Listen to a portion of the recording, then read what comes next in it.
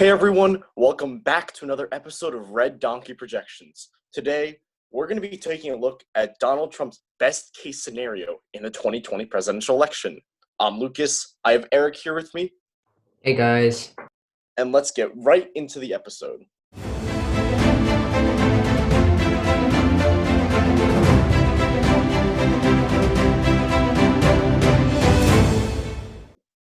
So as always, before we begin, we got to put in all the safe states. So we got Biden's Vermont. And the East Coast, for the most part.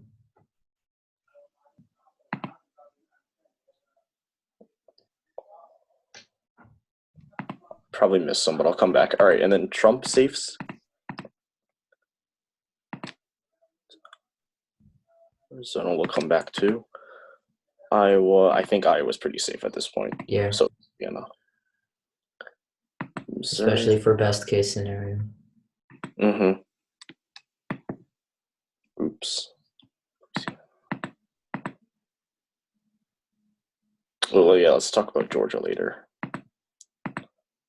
South Carolina, Tennessee, Kentucky, West Virginia, and Ohio, yes, it's a quote-unquote swing state, but clearly it's been swinging more to the right. So I think in his best-case scenario, he does take Ohio in a solid margin. Mm-hmm. And don't forget Alaska. Alaska. And Nebraska second. We'll talk about that later as well. Now I think I got all of them. Yeah. Except for Maine. Second. Actually, New yeah. York. Oh gosh, I forgot New York. Okay. With that being said, let's start talking with the likely states, or some of them are even solid. Now, Georgia is a state that has been moving more to the left. Stacey Abrams did almost win in 2018, and Joe Biden does have a lot of those African-American voters there. But in Donald Trump's best case scenario, I think he can take Georgia in a solid. Solid margin. Yeah. Usually I put this as likely, but because this is his best case scenario, I put it as solid. Now let's head to Texas. Texas, in our Joe Biden, we still put it as a toss-up because we didn't know for sure because it's a dark red state, and especially if this is his best case scenario, I'd also put this one as a solid. Our regular prediction, we put this one as likely. Best case scenario, Trump gets solid. And what we mean by best case, as we said yesterday, it basically means if everything goes right for Donald Trump and he is able to win most of the states that are either tilt D or toss up in general. Mm-hmm. Now, Eric will be talking to you about 3 of the 4 blue wall states. These 3 right here. Alrighty, Wisconsin, Michigan, and Pennsylvania. So, as we know and as we've said multiple times previously, Donald Trump was able to snag the blue wall from Hillary Clinton in the 2016 election. So, we gave the blue wall to Biden in his best case scenario, but if we're talking about Donald Trump's best case scenario, we think that just like in 2016, if he does what he did last time, he's going to take it again since he has that kind of incumbency like thing where he took the states in the previous times. He can take it again. Yeah, I'd say probably a lean margin too, because I don't think it's safe enough to classify as likely because these are now kind of battleground states as they swung back and forth. So I think lean would be a correct characterization. Okay. Now, Minnesota. Minnesota went to Hillary Clinton narrowly in 2016. I believe it was the closest election in a closest state in the election. And I don't record me on that, but I think it is. But Minnesota has been, kind of flip-flopping now ever since 2016. The last time I went to a Republican was Richard Nixon, but especially if this is Trump's best case scenario, I would actually put Minnesota as a tilt Republican. And, that's because this is Minnesota. It's, kind of changing. But of course, it is going to depend on Joe Biden's running mate. If he does choose Amy Klobuchar, who is from Minnesota, that's obviously going to play a huge role in the election. But let's assume that he hasn't chosen his vice president candidate yet.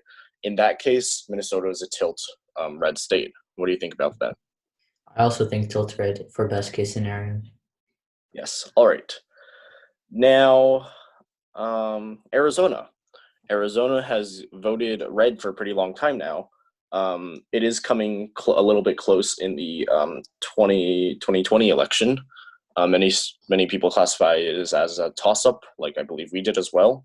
Mm-hmm. If this is his best case scenario, he does have a pretty good Republican foothold there. They have a Republican governor, Doug Ducey, and taking for that reason, I think this would also go to him in a lean margin instead of a toss-up, since this is best case scenario. Mm-hmm. Alrighty, Virginia. Virginia is a pretty solid blue state, I think. Now, but before it used to be pretty Republican. The last time it went to a Democrat before Barack Obama carried it in 2008 was in the 60s. So it swung more and more to the left these past few years. With that being said, I think Virginia goes to Donald Trump in a lean margin. And the reason is because in our regular projections, we put it as likely. If Donald Trump is campaigning there as hard and as unlimited as possible, I think it still goes to Joe Biden, but in a smaller margin. What do you think about that? Yeah, I also agree. Okay. Eric, you can go ahead and talk about Florida. All right. So Florida went to Donald Trump in the 2016 election, and I think, without anything else being said, best case scenario, Trump will get Florida, in my opinion, for as a likely. Yeah, and I In agree his with that best because, case. yeah, he did win it by quite a bit, and his home state now is Florida, indeed. And I think, did we put this as lean? I don't remember, but if this is his best case scenario and he's campaigning there hard, it's going to be likely. Which he probably will prioritize Florida as Yes, one of his states where he will especially if campaign this hard. is our best case scenario. Mm-hmm. Now, let's do Colorado now. Colorado, New Mexico, pretty similar in their voting margins in 2016. They went to Hillary Clinton in less than a 5% margin. With that being said, though, Colorado and New Mexico are still pretty, I wouldn't say solidly Democratic, but they're pretty Democratic. And if you think about it, Hickenlooper used to be the Colorado governor. He's now running for Senate. New Mexico has been having, I believe, Democratic governors. And I think even though this is his best case scenario, I don't think Donald Trump can carry it. With that being said, I think that these two states go to him in a lean margin. What would you say about that? I agree, but just to play devil's advocate, surprisingly, in one of the previous House elections, New Mm-hmm. Mexico districts were managed to flip a lot of the seats from red to blue. I Mm, don't think that's going to be a huge factor for presidential terms, but it's something to account for. that's I still interesting. agree with your position, though. And now this thing is the same thing for Nevada. Now Nevada went to Donald Trump went to Hillary Clinton in a much smaller margin than New Mexico and Colorado. If I remember, it was less than 3%, give or take. Mm-hmm. Yeah. With that being said, I think Nevada will go to Hillary Clinton, but I'm sorry, You Nevada mean will go to Biden? Biden, but I think it will definitely be a smaller margin. So I believe that tilt would be the correct way to characterize this, especially if it's a best case scenario. Mm-hmm. North Carolina, this is another quote unquote swing state, and the reason why I put that in quotes, it's been going to the Republicans since 2008. 2008 was the first time since the 70s that Obama actually carried North Carolina. Their governor is currently Roy Cooper, who is a Democrat. Now, North Carolina, I think we put as, actually don't remember what we put in our presidential election, but if this is the best case scenario for Donald Trump, I'd put this one as likely. And I think it was lean Republican in our prediction video. And if this is his best case scenario and it's going to be even better for him, this is a likely Trump state. Yeah. What would you think on that? Yeah, especially for best case scenario. I think any swing state for that matter, for best case, will go to the person that we're talking about. Hmm. Not necessarily for a completely safe margin, but either lean or tilt, in my opinion.